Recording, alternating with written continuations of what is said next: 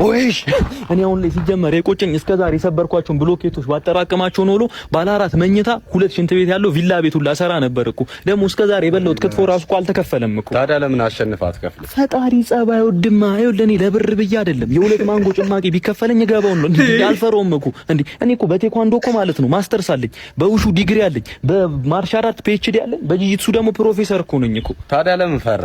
ፈርቻ አይደለም እናቴ ስለሰማች ነው ራሴ ነገርያት። ደግሞ እናቶች ታውቃለህ ይታወቃቸዋል እኮ አይደል? ታውቋታል ባሸነፍም ብሩን እንደማይከፍሉኝ ማለት ነው። ደግሞ ስሰማ ማለት ነው ሪንግ ውስጥ ከገባሁ በኋላ ተመሳጥረው ለ3 ሊመቱኝ እንደሆነ መረጃው ደርሶኛል። ከየት ነው የደረሰው? ከራሴ ነው። ደግሞ እኮ አዘጋጆቹ ራሱ እኮ አጭበርባሪዎች እኮ ናቸው። አስብ ውስጥ እኔም ብሎ 10 ሰው ቢመጣ ከዛ ከነዛ 10 ሰዎች የትኬት 10 ሺህ ብር ቢቀበሏቸው ስንት ብር ይመጣል? 60 ሚሊዮን። ያውላ ለማን ነው? ለራሳቸው እኮ ነው እኮ የሚያረጉት ያን ሁላ ብር እኮ። ደግሞ ማለት ነው እኛ ትላልቅ ሰዎች ነን። በዚህ እድሜያችን እንደ ሕፃን ልጅ ወርደን ጸብ ላይ ምናምን መገኘት አለብን ብዬ አላምንም። አሁን እኔ እንዲህ ስል ሰው ፈርቼ ምናምን ይመስላል። ፈርቼ አይደለም እናቴ ስለማትፈቅድልኝ ነው። ወይኔ እናቴ ብትፈቅድልኝ ኖሮ አሳየው ነበርሽ።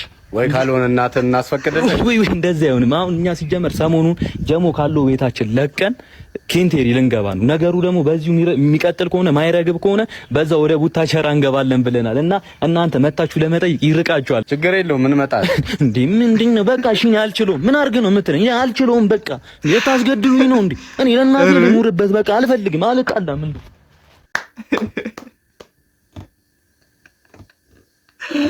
ይሄ ልጅ ማይቦርሽው ነገርስ በቃ ሲያወራ እንዲህ መተኮስ ነው። ኧረ ይመችህ።